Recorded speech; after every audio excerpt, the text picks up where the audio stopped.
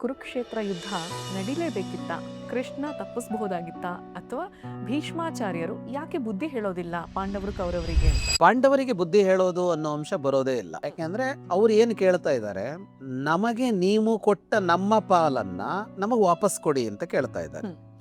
ಅದನ್ನ ಇವ್ರು ಕಿತ್ಕೊಂಡಿದ್ರು ಜೂಜಲ್ಲಿ ಕಿತ್ಕೊಂಡಾಗ ಏನು 12 ವರ್ಷ ವನವಾಸ, 1 ವರ್ಷ ಅಜ್ಞಾತವಾಸ ಮಾಡಿದ್ರೆ, ಅಜ್ಞಾತವಾಸದಲ್ಲಿ ನಮಗೆ ನಿಮ್ಮನ್ನ ಕಂಡುಹಿಡಿಯೋದಕ್ಕೆ ಸಾಧ್ಯ ಆಗದೆ ಇದ್ರೆ ನಿಮ್ ರಾಜ್ಯ ನಿಮಗ್ ಕೊಡ್ತೀವಿ. ಅವರು ಮೊದಲು ರಾಜ್ಯ ಕೇಳಿಲ್ಲ.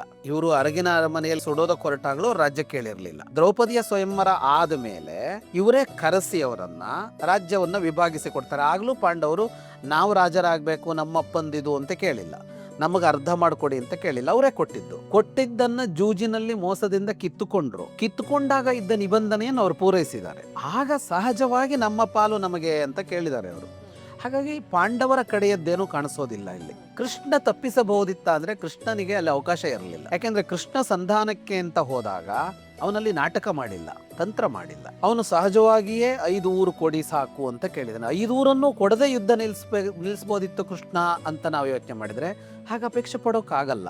ಅದನ್ನ ನ್ಯಾಯ ಅಂತ ಹೇಳಲ್ಲ. ಇನ್ನು ಭೀಷ್ಮ ಅಂತ ತಗೊಂಡ್ರೆ, ಭೀಷ್ಮ ಬುದ್ಧಿ ಹೇಳಲಿಲ್ವಾ ಅಂತ ಅಂದ್ರೆ, ಭೀಷ್ಮ ಮೊದಲಿಂದಲೂ ಬುದ್ಧಿ ಹೇಳ್ಕೊಂಡು ಬಂದಿದ್ದಾನೆ. ಆದ್ರೆ ಅವನ ಮಾತನ್ನು ಅವ್ರು ಯಾರು ಕೇಳಿಲ್ಲ.